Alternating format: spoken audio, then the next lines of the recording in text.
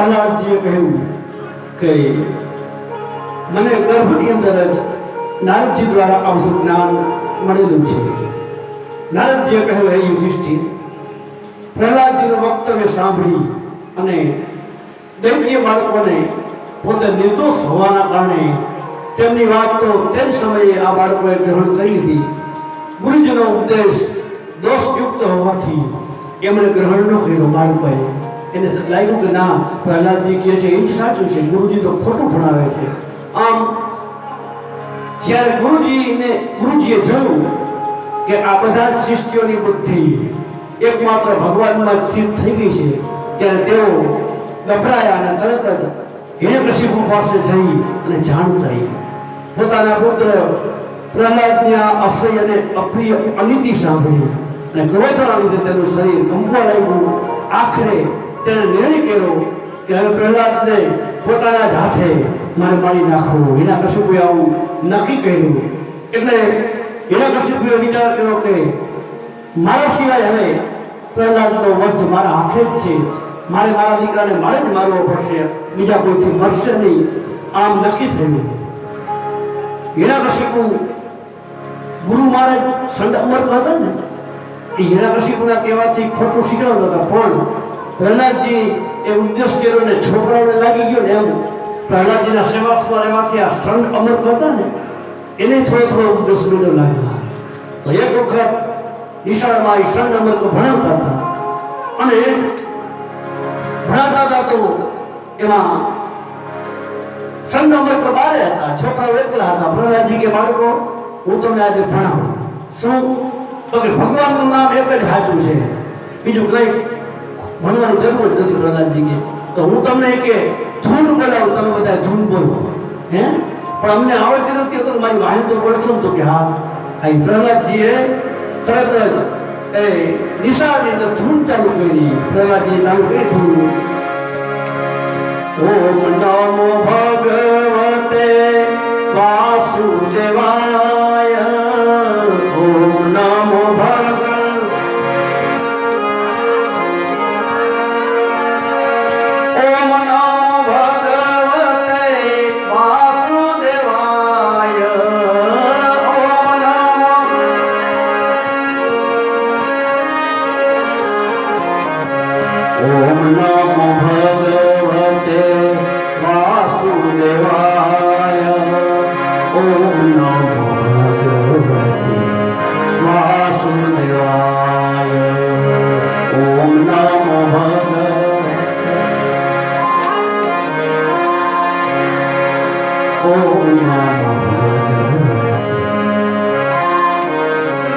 ધૂન સાંભળી સંડામર કે સાંભળ્યું કે આ શું? છોકરાઓ તો ધૂન ચાલુ કરી. સંડામર અંદર ગયા, જયને કીધું બંધ થાવ, પણ આ તો લીન થઈ ગયા. તો છોકરાઓ પ્રહલાદજી ધૂન બંધ ન થઈ એટલે સંડામર કે પ્રહલાદજીનો હાથ અડાડી કીધું કે સાંભળતા નથી, બંધ થાવ ને. આ જ્યાં હાથ અડાડ્યો ત્યાં એ સંડામર કઈ ચાલુ થઈ ગયા. હો ઓમ નમો ભગવતે વાસુદેવાય. ઓમ નમો ભગવતે વાસુદેવાય. ઓમ નમો ભગવતે ઓમ નમો ભગવતે વાસુદેવાય. ઓમ નમો ભગવતે વાસુદેવાય. ઓમ નમો ભગવતે વાસુદેવાય. ઓમ નમો ભગવતે.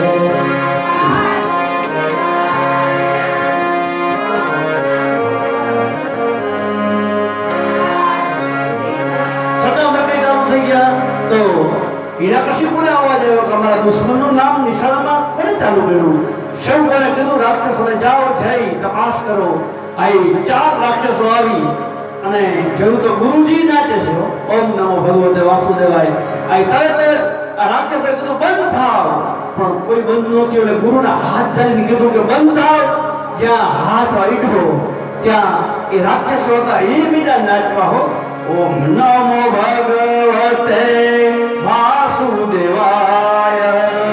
ઓમ નમો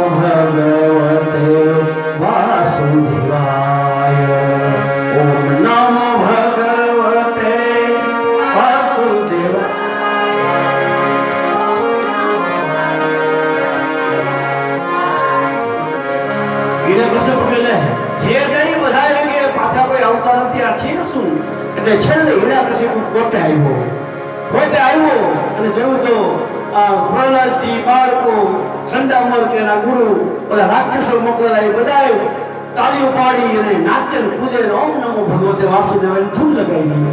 ત્યારે હિરણ્યકશિપુ કહે, આ બધા તો મારા દુશ્મનનું નામ લે છે. ભાઈ, હિરણ્યકશિપુએ સંડામર કરતા એના હાથ ચાલ્યા. હિરણ્યકશિપુએ હાથ ચાલ્યા, અસર ન થઈ ગઈ. ગુરુને થઈ, રાક્ષસોને થઈ, વિદ્યાર્થીઓ આને ન થઈ. આપણે શંકા થાય ને કે આ બધાને તો આને કેમ ન થઈ? ખાવી જોઈએ ને અસર.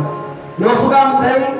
સંતો પાસેથી સાંભળેલું તારણ કે આ લાઈટ હોય તો એનું હોલ્ડર છે, એની સ્વિચ ચાલુ છે, પણ એમાં તમે ગલોપ ચડાવો તો થવો જોઈએ ને. ગલોપ ચડાવો એટલે ગલોપ થવો જોઈએ. હોલ્ડર સુધી પાવર બરાબર આવે છે, રેડી છે, પણ ગલોપ ચડાવો ગલોપ ન થાય તો માનવાનું કે આ ગોળો, આ ગલોપ ઉડી ગયો છે. એટલે હિરણ્યકશિપુનો ગોળો હતો ને, એનો અંદર તાર આવે ને, ફિલામેન્ટ ગોળાની અંદર, એ તૂટેલી હતી. એટલે તૂટેલો ગોળો હોય અંદર ફિલામેન્ટ, ભગવાનના એને તાર ન છોડાવવાનો હોય, એ કથામાં ન આવી શકે, નો કીર્તન કરી શકે, નાચી ન શકે, એ બીજું બધું કરી શકે, પણ કથામાં આવતા એની કેળ દુખે, રાતના ઘરના બઠે. યુટ્યુબના હિસાબે મને બહુ મર્યાદા નડે, પણ છે કાંઈ વાંધો નહીં, છે હોય તો હશે. તો આમ હિરણ્યકશિપુનો ગોળો છે ને એ ઉડેલો હતો. ઉડેલો ગલપ તો થાય નહીં, કદી ઉડેલો ગલપ થાય નહીં. એટલે હિરણ્યકશિપુને અસર ન થઈ, બધાને ધમકાવી હિરણ્યકશિપુએ ઘરે. એટલે આમ તો પ્રહલાદજી પણ એવી એક કથા છે કે પ્રહલાદજી પણ શરૂઆતમાં તો એ હિરણ્યકશિપુનું કેવું માનતા હતા કે વિષ્ણુ આપણા દુશ્મન છે, અને હિરણ્યકશિપુ કે હું જ બધાનો ભગવાન. એટલે હિરણ્યકશિપુ માનતા હતા, અને રાક્ષસોની સાથે એ પણ ટોળીની અંદર જ્યાં ભગવાનનું નામ લેવાતું ત્યાં બંધ કરવા માટે પ્રહલાદજી નીકળતા હતા, કારણ કે એને ખબર નહોતી હતી બરાબર. એટલે પછી એક વખત બન્યું એવું કે આવી રીતે ટોળીની અંદર પ્રહલાદજી બધાને લઈ રાક્ષસોને બંધ કરાવવા માટે નીકળે, તો એક ઘરમાંથી એવો અવાજ આવ્યો કે હવે તો રામ રાખે તો જ ઉગરે, રામ રાખે તો જ બચે. પ્રહલાદજીએ ઘર ખખડાયું તો આ ઘર કુંભારનું ઘર હતું. કુંભારનું ઘર હતું. એમાં પ્રહલાદજીએ કીધું, ભાઈ તમે અમારા દુશ્મનનું નામ લ્યો છો, તમે હમણાં એમ બોલે કે આમાં તો રામ રાખે તો જ બચે, તો કેમ તમે અમારા દુશ્મનનું નામ લીધું? ત્યારે આ કુંભાર ભગત હાથ જોઈને માફી માંગવા માંડ્યો, ભાઈ સાહેબ અમારાથી એમ જ અનાયાસે બોલાઈ ગયું છે, અમને માફ કરો. તો કે નહીં, તમે કેમ બોલ્યા, સાચું કહો. ત્યારે આ કુંભાર ભગતે કીધું કે રાજકુમાર, અમે તમને બધી વાત કહી, સાંભળો. જો અમે કુંભાર છીએ, આ નિભાળાની અંદર કાચા માટીના માટલાઓ અમે મૂકી અને પકાવી અને એ વેચીને અમારું ગુજરાન હલાવી, તો એ માટીના કાચા માટલા જે છે એ માટલા અમે બે માણસ ખડકતા હતા. તો ખડકતા અમારે ત્યાં એક બિલાડી બિહાડી હતી. એ બિલાડીના નવજાત બચ્ચા અમે એક કાચા માટલાની અંદર રાખ્યા હતા, અને એ માટલું એની અંદર અમે બચ્ચાઓનું રક્ષણ કરતા હતા માટલા દ્વારા. તો આખો નિભો એ ખડકાઈ ગયો અને આગ પણ નિભાને મુકાઈ ગઈ. ત્યારે મને યાદ આવ્યું એટલે કુંભાર કે મારી પત્નીને કીધું કે સાંભળું શું? તો કે ઓલું બિલાડીના બચ્ચાવાળું માટલું તો બરાબર છે ને, જરા જોતો. ઘરમાં જોયું તો એ માટલું નહોતું. ત્યારે આ કુંભારને કીધું કે સ્વામી ગજબ થયો, તો કા એ બિલાડીના બચ્ચાવાળું માટલું નિભાની અંદર મુકાઈ ગયું હે? તો કે હા. એટલે કુંભાર ભગત કે મારાથી બોલાઈ ગયું કે હવે આ નિભાળામાંથી મળતા નિભાળામાંથી તો રામ રાખે તો જ બચે, આમાંથી કેવી રીતે બચે? પ્રહલાદજી કે આમાંથી રામ બચાવી લઈએ. ત્યારે કુંભાર ભગતે કીધું હા, વિશ્વાસ અને શ્રદ્ધા હોય તો ભગવાન આમાંથી બચાવી લે. એમ તો પ્રહલાદજી કે હું જોઉં છું તારો ભગવાન આમાંથી કેમ બચાવે છે. પ્રહલાદજી કે આ નિભાળો ખુલે ને જ્યારે, કેટલા દિવસે ખોલો? એટલે કે અઠવાડિયા દિવસે અમે નિભાળો ખોલી. તો કે જ્યારે તારો નિભાળો ખોલ ત્યારે તું મારી હાજરી વગર આ નિભાળો ખોલતો નહીં. એની ઉપર રાક્ષસોની ચોકી બેહાડી પ્રહલાદજીએ. અને જ્યારે નિંબાળો ખોલવાનો સમય આવ્યો. પ્રહલાદજીને બોલાવવામાં આવ્યા. પ્રહલાદજી આવ્યા તો નિંબાળો ખોલતા હતા બે માણસ. એમાંથી એક માટલા એ પોતે આમ લેતા જતા હતા. એમાં બરોબર વચ્ચો બિલાડીના બચ્ચાઓનું જે માટલું હતું એ કુંભાર ભગતે હાથમાં લીધું કે તરત જ એ માટલામાંથી ઓલા બિલાડીના બચ્ચા જીવતા તડકું મારી અને ઠેકીને ભાગી ગયા. ત્યારે પ્રહલાદજીની આંખો ચાર થઈ ગયો. ઓહો, પ્રહલાદજી કે આ તો મારો પિતાજી ખોટો છે. ભગવાન છે એ વાત આજ મને પ્રતીતિ થઈ કે આમાંથી જો આ બિલાડીના બચ્ચાને બચાવી લેતો હોય તો એવી અજબ શક્તિ ભગવાન સિવાય બીજી કોઈ હોઈ શકે નહીં. ભગવાન ચોક્કસ છે. આવું પ્રહલાદજીને નક્કી થયું. એટલે ત્યારથી પછી પ્રહલાદજીને વિશેષ રુચિ ભગવાનના નામમાં ત્યારથી થઈ. અહીંયા હિરણ્યકશિપુએ જોયું કે આ બાળકને મારે જ મારી નાખવો પડશે, કોઈ રીતે મરતો નથી. ત્યારે અરે અભાગ્યા, તે મારા સિવાય અન્ય કોઈને જગતનો સ્વામી બતાવ્યો છે ને, તો હવે જોઉં છું. હિરણ્યકશિપુ કે હવે તારો સ્વામી તું કહેશ કે મારો સ્વામી બધે છે, બધેથી બચાવી લે. તો હિરણ્યકશિપુ કે હું જોઉં છું કે હવે તને તારો ભગવાન કેમ બચાવે છે. રાક્ષસોને હુકમ કર્યો કે એક લોઢાનો ધકધકતો થાંભલો તૈયાર કરો. લોઢાનો થાંભલો તૈયાર કર્યો. ઠાકોરજીમાં એવી કથા છે, કાષ્ટનો થાંભલો જે હોય તે, અને સાહિત્યમાં લોઢાનો સ્તંભ હતો એવી વાત આવે છે. તો લોઢાનો સ્તંભ એ ધગધગાવી લાલચોળ આમ ત્રંબાળું થઈ ગયું, બાજુમાં ન જવાય એટલો લાલચોળ એ લોઢાનો થંભ તૈયાર કર્યો. હિરણ્યકશિપુએ કીધું કે તું કહેશ ને કે મારો સ્વામી જગદીશ્વર બધાય છે, તો હવે હું જોઉં છું કે તારો સ્વામી તને કેમ બચાવે છે. તો એ કીધું કે બધાય છે તો અણુમાં જો હોય તો આ થાંભલામાં તારો સ્વામી હશે ને, તને તારો સ્વામી થાંભલામાંથી બચાવશે ને. તો હું જોઉં છું કે તારો સ્વામી તને કેમ બચાવે છે. ને તારો સ્વામી જો થાંભલાની અંદર હોય તો બેટા તારા સ્વામીને મળવાની તને ઈચ્છા નથી થતી. જો તારો સ્વામી તને બોલાવે છે, હિરણ્યકશિપુ કહે આ થાંભલાની અંદરથી અવાજ કરે છે, જા જઈ અને તારા સ્વામીને વથ ભર. હિરણ્યકશિપુએ કીધું પ્રહલાદજીને. ત્યારે પ્રહલાદજી આમ હિંમતમાં હતા, પણ નાનું બાળક છે ને, નાની ઉંમર છે. થાંભલા આબુજિયા જોયું અને મન દબી ગયો કે નહીં, અને આમાંથી ભગવાન મને ન બચાવે તો બાળક બુદ્ધિ છે. ત્યારે ભગવાને વિચાર કર્યો, વિષ્ણુ ભગવાને, કે આજ આ બાળક મારું પણ છે ભક્ત વત્સલનું, એ આ બાળક કદાચ ખોટું કરશે. એટલે ભગવાને તરત પ્રહલાદજીને એ થાંભલા ઉપર નાની સૂક્ષ્મ લાલ કીડીઓની હાર ચાલી જતી હોય ને એ ધકધકતા થાંભલા ઉપર એવું બતાવ્યું. પ્રહલાદજીએ જોયું. પ્રહલાદજીએ જ્યારે જોયું અને પ્રહલાદજીએ નક્કી થયું કે નહીં, જો લાલ કીડીને કાંઈ ન થવા દેતો હોય તો મારો સ્વામી આની અંદર હાજર છે, મને તો કાંઈ ક્યાંથી થવા દે. આમ પોતે હાથમાં તલવાર લઈને હિરણ્યકશિપુ કે શું જોશ, ચાલ આ તારા સ્વામી નહીં, તું મળવા માટે તૈયાર થા, ભરભર. આ હિરણ્યકશિપુએ જે આ કીધું કે તરત જ પ્રહલાદજી એ સ્તંભને વસ્ત ભરવા માટે તૈયાર થયા. દોડી અને પોતે એ સ્તંભને પાસે પહોંચ્યા. અને જ્યારે સ્તંભ પાસે પહોંચ્યા ત્યારે બ્રહ્માજી વગેરેને એવું લાગ્યું કે આજે આ બાળક નહીં બચે. એની પર એક વખત હિંમત એનાથી દેવતાઓથી પણ હરાઈ ગઈ, પણ રાખનારો ભગવાન છે લઈને પ્રહલાદજીએ તોડી અને આ થાંભલાને બથ ભરી કે જેવી બથ ભરી કે તરત અંદરથી અડધો સિંહ અને અડધા મનુષ્યના ઉપર નર અને સિંહ એવા સાક્ષાત વિષ્ણુ ભગવાનના અવતાર નરસિંહ ભગવાનનું અંદરથી પ્રાગટ્ય થયું. બોલીએ શ્રી નરસિંહ ભગવાન કી જય. નરસિંહ ભગવાન પ્રગટ થયા. કવિઓ કે કયો દિવસ હતો? વૈશાખ શુક્લ 14 વિશાલ રવિ હોત અપસંધ્યાહી કાલ, થર હરિય થંગ પરી હો દરાર પ્રલંબ ભુજ લઈ પકડ લ્યો. આ દિવસ કયો? વૈશાખ સુદ 14 નો દિવસ. વૈશાખ શુક્લ 14, વૈશાખ સુદ 14 નો દિવસ. અને સમય કયો? દિવસ આથમ્યાનો. અંધારું થયું નથી, દિવસ આથમી ગયો છે, એટલે બરાબર સંધ્યા સમય છે.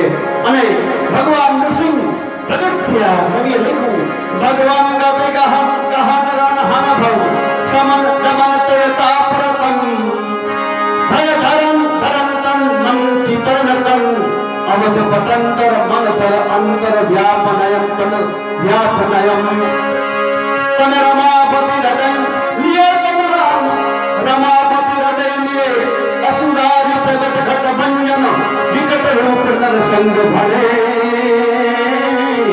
विकट रूप नर संग भले विकट रूप नर संग भले नृसिंह रूप में भगवान सबनी अंदर थी खुखवाता करता एकदम गर्जनाओ करता भगवान ए प्रगट किया सब भाई को केवी રીતે વગે લખ્યું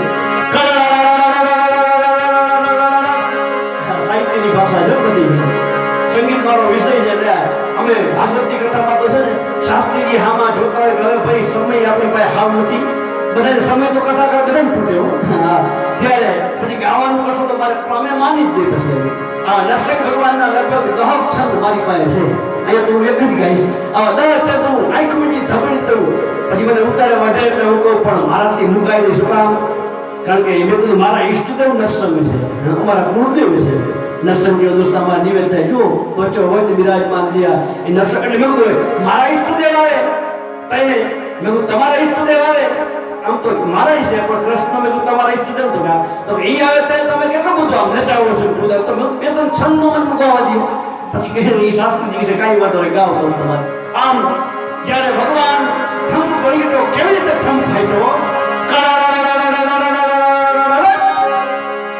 બ્રહ્માંડ ऐसा जगत कर अडद जल उछलम दरियाना पानी कभी के उछाला मीडा मारवा જ્યારે થંભ ફાટ્યો ત્યારે કરણ બ્રહ્માંડ ऐसा कर अडद अडद जल तजी उछलम धड़ धड़ धड़ धमक धड़ धड़ धड़ भूंदर मित्र मेर शिव ध्यान भुलाए तड़ तड़ सुर छंद धड़क असुरातन गड़ हास्य अट हड़ड़ गड़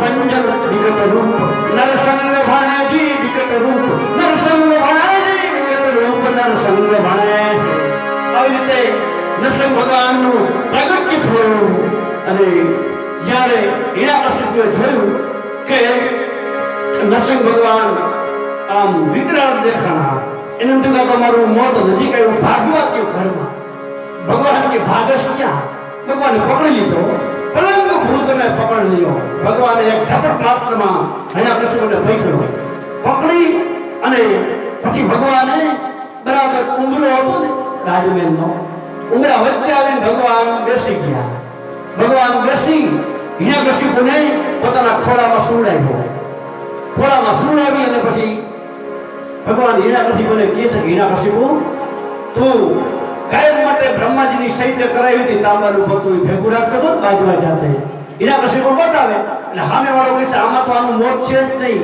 એટલે યુદ્ધ કર્યા વગરનો એ હાર સ્વીકારીને વયો જતો તો ભગવાન કે હવે તારું જે પકડું રહ્યું તાંબાના લેખવાળું એ કાઢ ભગવાન કીએ પછી કાળ હવારે તું પાછું એમ કહીશ કે ભગવાને મને અનિતિ કરીને માર્યો વરદાન બ્રહ્માજીનું હતું તોય માર્યો હવે તારું પતરું કાઢ ભગવાન કીએ એમાં તારી એકઈ કલમ ભગવાન કે દબાવતી નથી ને કારણ કે હું અન્યાય ન કરું ભગવાન કહે તને મારે એવી રીતે મારવો છે બ્રહ્માજીના વરદાન રહી જાય ત્યારે તે માર્યું હતું ને કે ભગવાને કીધું જ્યારે બ્રહ્માજી પાસેથી વરદાન માંગ્યું તો હિરણ્યકશિપુએ એટલે પોતાની જાતને અમર માનતો હતો કવિએ લખ્યું શું લખ્યું પણ લેખ કાગળ લખા તાપ પ્રહલાદ ને કાળને જીતવા એને કલમ ટાંકી એ વર્ષના વર્ષ વિચાર કરીને લખ્યું એને માગતા કાંઈ ન રાખ્યું બાકી કાંઈ નથી રાખ્યું વર્ષના બ્રહ્માજી ગયા હતા હિરણ્યકશિપુએ મુદત લાગી હતી કે મને 6 મહિના વિચાર કરવા દો પછી હું માંગુ તો કે જા તું તારે 6 મહિના પછી હું પાછો આવીશ એટલે 6 મહિના સુધી યાદ કરીને આ પત્રમાં બધું તૈયાર કર્યું તું લખીને હા એટલે કવિએ કીધું કે વર્ષના વર્ષ વિચાર કરીને લખ્યું એને માગતા કાંઈ બાકી નહોતું રાખ્યું પછી દેવ સ્વરૂપ પાડતા સહી બધા દેવતાઓ બ્રહ્માજીની સહી પાડતા પછી સૌ દેવ પાડતા સહી નિરંજિતનું અને દેવનો દેવ એ જગત કાપે પણ રતવૈના સૌ કાગળો એક એવી ગતિ ફેસલો નાથ નરસંગ આ સંગ આપે. પણ ભગવાને આ બધાથી એ વિચિત્ર ત્યારે ભગવાને હિરણ્યકશિપુને કીધું છે તારા પત્રમાં લખેલું છે તે માંગ્યું છે કે હું દિવસે ન મરું રાત્રે ન મરું. ભગવાન કે જોઈ લે દિવસ છે કારણ કે સૂર્યનારાયણ મેર બની ગયેલા અસ્ત થઈ ગયેલા દિવસ નથી મહારાજ. તો રાત છે અંધારું થયેલું નતું એટલે રાતે ન કહેવાય ના મહારાજ સંધ્યા સમય છે. ત્યાર પછી તે માંગ્યું હતું ને કે ઘરમાં ન મરું બહાર ન મરું. તો ભગવાન ઋષિએ કીધું કે આ ઘર છે બહાર છે બરોબર ઉમરા વચ્ચે બેઠેલા. આ તો ન ઘર કહેવાય કે ન બહાર કહેવાય. તે માંગ્યું હતું કે પૃથ્વી ઉપર ન મરું આકાશમાં ન મરું. તો આ પૃથ્વી છે નથી કારણ કે મારા ખોળામાં તું બેઠો છો હાવ પૃથ્વી ઉપર નથી અને આકાશમાં તું નથી. ના મહારાજ તમારા ખોળામાં છે હું હિરણ્યકશિપુ કહ્યું. ત્યારે તે માંગ્યું હતું કે હું માણસથી ન મરું અને બ્રહ્માજીને તે એમ કીધું હતું તમારી બનાવેલી સૃષ્ટિના કોઈ જીવથી હું ન મરું. તો ભગવાન કે હું કઈ બ્રહ્માજીને બનાવેલી સૃષ્ટિનો જીવ નથી. હું તો તાત્કાલિકમાં ભગવાન કે પ્રગટ થયો છું મારી ઈચ્છાથી. અને તે માંગ્યું હતું કે માણસથી ન મરું પશુથી ન મરું. તો મારા શરીર સામે નજર કર ભગવાનને હું માણસ છું.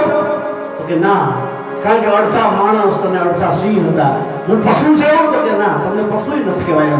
હું માણસ નથી હું પશુ નથી અડધા મનુષ્ય અને અડધા સિંહ. પછી ભગવાન કે તે માંગ્યું હતું કે હું લીલાથી ન મરું સુકાથી ન મરું. ભગવાન નરસિંહે પોતાના નોર હતા નખ એ બતાવીને ઊંચા કરીને કીધું કે જોઈ લે આ નોરથી હમણાં હું તને ચીરી નાખીશ. તો આ લીલા છે ભૂકા છે. હિરણ્યકશિપુ કે ના મહારાજ નખ છે લીલાય નથી ભૂકાય નથી. શું કામ? નખ સુકા નથી. શું કામ? એને કાપો છો છતાં એ વધે છે. વધતું હોય કદી ભૂકાયેલું ન હોય ભૂકાયેલું હોય વધે નહીં. અને ભૂકા નથી પછી લીલાય નથી. કેમ? લીલા હોય તો એને કાપી તો આપણે પીડા નથી થતી. લીલું હોય તો આપણે પીડા થાય કાપી તો પીડા નથી થતી એટલે લીલા નથી. પાછા કાપીને પછી વધે છે એટલે ભૂકા નથી. આમ ભગવાનને હિરણ્યકશિપુએ કીધું ત્યારે ભગવાને કીધું કે હિરણ્યકશિપુ તારી એકઈ કલમ દબાતી નથી ને. પછી બધી કાલ એમ કહેતો નહીં કે ભગવાને મને દગો કરીને માર્યો. ત્યારે હાથ જોડીને હિરણ્યકશિપુએ કીધું પ્રભુ મને એ ખબર નહોતી કે આ બધી કલમની બહારે તમારી પાસે એક કલમ છે એ મને ખબર નથી. ભગવાન કે મૂર્ખા તારા જેવા માટે અમારી પાસે બારીઓ હોય. આમ કહી અને નરસિંહ ભગવાને પોતે પોતાના નર આમ લાંબા કરી અને આજ સમયે સેવક પ્રહલાદની બ્રહ્માની તથા શંકરાદી ઋષિઓની વાણીને સત્ય ઠરવા માટે અને સમસ્ત પદાર્થોમાં પોતાની વ્યાપકતા બતાવવા માટે સભાની અંદર થાંભલામાંથી વિચિત્ર રૂપ લઈને ભગવાન જે પ્રગટ થયા હતા એને એ નરસિંહ ભગવાને પોતે હિરણ્યકશિપુને છાતીની અંદર બે બાજુ નોર ભરાવી અને ઉભો આખે આખો ભગવાને હિરણ્યકશિપુને ચીરી નાખ્યો. ચીરી તો નાખ્યો પણ એટલા વિકરાળ બન્યા ને પછી ચીરી અને એવી એક કથા છે કે એમાં લોહી જે નીકળતું ભગવાન ખોબે ઉડાડવા માંડ્યા. લોહી મીઠા આટલા ભગવાન ભગતની પીડાથી આટલા દુઃખી થયેલા એને બહુ લાગી આવેલું અને હિરણ્યકશિપુ ક્રોધે ભરાયેલા. પછી એના આતેડા ભગવાન અંદરથી ખેંચી અને મેંડા ગળાની અંદર પહેરવા જાણે કેટલી બધી માળા પહેરેલા ભગવાન હોય ને એવું લાગતું હતું. ઘણી બધી આતેડાઓની માળા ભગવાને ગળાની અંદર પહેરી. પછી રાજમહેલનું સિંહાસન હતું એની ઉપર જઈને ભગવાન બેસી ગયા. હિરણ્યકશિપુને મૂકીને ભગવાન બેસી ગયા. તે એમનું સ્વરૂપ એટલું ભયંકર હતું કે એમની પાસે જવાની કોઈની હિંમત નથી થતી. એટલું ભયંકર અને ગુગવાટા ભગવાન કરે છે. એનો ક્રોધ હજી શાંત નથી થયો. ત્યારે નરસિંહ ભગવાને તેમના અનેક હાથમાં ધારણ કરેલા એ શંખ ચક્ર ગદા પદ્મ છે આવા ચિહ્નો ધારણ કર્યા છે. બધા દાનવોને નરસિંહ ભગવાને જોઈને જન્મતો હોય કે ભગવાને દાનવ બધાને ભગાડી મૂક્યા. ત્યાર પછી ભારે વ્યક્તિ દસી આવી અને ભગવાને ગુલાટી કરતા સિંહાસન ઉપર બેઠા છે. ભગવાન નરસિંહનો ક્રોધ શાંત નથી થતો. બધા વિચાર કરવા માંડ્યા. આકાશમાં દેવતાઓ પણ ભગવાનની સ્તુતિ કરીને પુષ્પવૃષ્ટિ કરવા આવ્યા હતા. વિચાર કરવા માંડ્યા કે નરસિંહ ભગવાનનો ક્રોધ શાંત કેમ થાય. આમ દેવતાઓ વિચાર કરે છે. ત્યારે બ્રહ્માજી અને બધા વિચાર કરવા માંડ્યા. ત્યારે બ્રહ્માજીએ નારદજી બ્રહ્માજીને એક કામ કરવાનું શું તો આપણે એમના ધર્મપત્નીને જ મોકલી કારણ કે પતિ બહુ ગુસ્સામાં હોય તે ઘરવાળી જરાક લાલાય કરે ને તો પતિ શાંત થાય, બાકી બીજાથી તો એ પાછો વળે નહીં. એટલે દેવતાઓ કે આપણે એના પતિ લક્ષ્મીજીને મોકલી દો. બ્રહ્માજી કે એ વિચાર સારો લ્યો. આ તરત જ લક્ષ્મીજી પાસે ગયા ને કીધું તમારા પતિ તો બહુ ક્રોધાયમાન છે, હાલો જરાક શાંત કરી જાવ ને. તો લક્ષ્મીજી અભિમાનમાં કે એમાં શું, હમણાં કે આવું ને હું ખાલી એટલું કહું ને કે આ શું છે એટલું કહી દે કે ટાટા બોલ. અત્યારે જેમ કહે છે ને એમ. તો લક્ષ્મીજી તો આમ પોતે હિંમતમાં પોતે આવ્યા, પણ આકાશમાં જ્યાં લક્ષ્મીજી આવ્યા અને ક્યાં કે મારા પતિ, એટલે બ્રહ્માજીએ બતાવ્યા છે બોલાય કે અડધા માણસ ને અડધા સિંહ જ્યાં ઘોડાજી કરે ને એ તમારા પતિ. લક્ષ્મીજી કે એ મારા પતિ છે? તો કે હા. તો કે અરે બાપા અહીંયા હું નીચે ન જાઉં ને કે મેં કે બધાય રૂપ જોયા છે, ચતુર્ભુજ રૂપ કોઈ જોયું કે બધાય રૂપ જોયા, પણ આ રૂપ તો મેં કોઈ દી નથી જોયું. લક્ષ્મીજી કે મારાથી શાંત ન થયો, મારું કામ નહીં. એમ કે લક્ષ્મીજી વયા ગયા. લક્ષ્મીજી પણ પોતાનું અભિમાન મૂકીને પાછા વયા ગયા. ત્યારે બધાએ નરસિંહ ભગવાનની સ્તુતિ કરી. બ્રહ્માજીએ, રુદ્રે, ઇન્દ્રે, ઋષિઓએ અને પિતૃઓએ, સિદ્ધોએ, વિદ્યાધરોએ, નાગોએ, મનુઓએ બધાએ સ્તુતિ કરી. કોઈથી નરસિંહ ભગવાનનો ક્રોધ શાંત ન થતો. ત્યારે નારદજી કહે છે આ પ્રમાણે સ્તુતિ કરવા છતાં કોઈથી શાંત ન થયા. ત્યારે છેલ્લે બ્રહ્માજીએ દેવતાઓને કહ્યું કે આપણે બધા મળી અને જેના માટે થઈ અને ભગવાનને આ જન્મ લીધો છે એને એના ભક્તને કહી, જેથી ભક્ત પ્રહલાદ એમને શાંત કરશે. આમ ભક્ત પ્રહલાદજી પોતે દેવતાઓએ કહ્યું એટલે પ્રેમથી નરસિંહ ભગવાનના પગ પાસે બેસી ગદગદ વાણીથી ભક્ત પ્રહલાદજી ઋષિ ભગવાનની સ્તુતિ કરે છે. મન્યે ધના ભીજન રૂપ તપઃ સુતોજ સ્તેજ પ્રભાવ બલ પૌરસ બુદ્ધિ યોગા નરાધનાયહિ ભવન્તિ પરસ્ય પુરુષો ભક્ત્યા તુસો ભગવાન દધયુથપાય. પ્રહલાદજીએ ભગવાનની સ્તુતિ કરી કે હું સમજુ છું પ્રભુ. પ્રહલાદજીએ કહ્યું સ્તુતિમાં કે ધન, કુલીનતા, રૂપ, તપ, વિદ્યા, તેજ, ઓજ, પ્રભાવ, બળ, પરુષ, જ્ઞાન અને યોગ આ બધા જ ગુણ પરમ પુરુષ ભગવાનને સંતુષ્ટ કરવા માટે સમર્થ નથી. આમાંથી એકઈ ગુણ તમને રાજી કરવા માટે પણ ભક્તિ આપને અત્યંત પ્રિય છે. પ્રહલાદજીએ કહ્યું ભક્ત્યા તું તો ભગવાન ગજયુથપાય.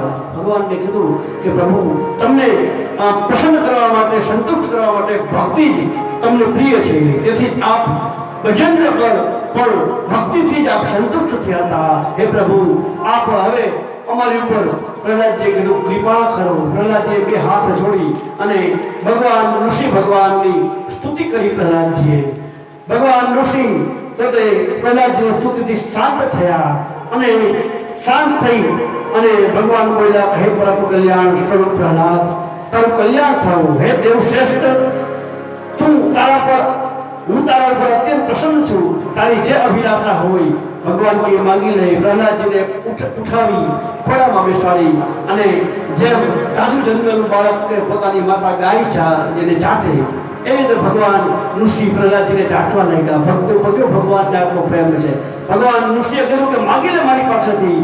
ત્યારે પ્રહલાદજી ભગવાનના અનન્ય પ્રેમી હતા, તેથી મોટા મોટા લોકોને પ્રબોધનમાં નાખનારા વરદાન વડે પ્રલોભિત ભગવાને કર્યા, છતાંય એમની તે વરદાનના અંદર જરાય ઈચ્છા ન થઈ. પ્રલોભન રૂપી વરદાનમાં એની ઈચ્છા નહોતી. નારદજી કહે પ્રહલાદજી બાળક હતા પણ પોતે એમ સમજ્યા કે વરદાન માગવું ને એ તો પ્રેમ ભક્તિની અંદર વિઘ્ન છે. ભગવાન પાસેથી વરદાન મગાવી નહીં, તેથી સહજ સ્મિત કરતા ભગવાનને કીધું કે હે પ્રભુ જન્મથી હું વિષય ભોગમાં આસક્ત છું, મને આ વરદાનના અંદર તમે પ્રલોભનમાં નાખો છો. તમે કીધું રાજપાટ જે જોતું માગી લે. પ્રભુ આ પ્રલોભનની અંદર હું પડવા માંગતો નથી. તો એના થકી તો તીવ્ર વેદનાનો અનુભવ પામે છે મનુષ્ય, તેમાંથી છૂટવાની અભિલાષા થઈ. તમારા શરણમાં આવ્યો છું, મારામાં ભક્તના લક્ષણો છે કે નહીં એ જાણવા માટે આપે પોતાના ભક્ત એવા મને વરદાન માંગવા માટે કીધું. સમજુ છું તમે મારી પરીક્ષા કરો છો, હું તમારો ભક્ત છું કે નહીં, પણ હે પ્રભુ આ એકય વરદાન મારે નથી જોતું. જે સેવક આપની પાસે પ્રહલાદજી કે કામના માટે કોઈ પણ જાતની માગણી માટે થઈને તમારી ભક્તિ કરે ને એ તમારો ભગત નથી પણ વેપારી છે, વણિક છે પ્રહલાદજી કે. કારણ કે લેણ દેણનો સંબંધ કોણ રાખે? લેવું અને દેવું, માલ દેવો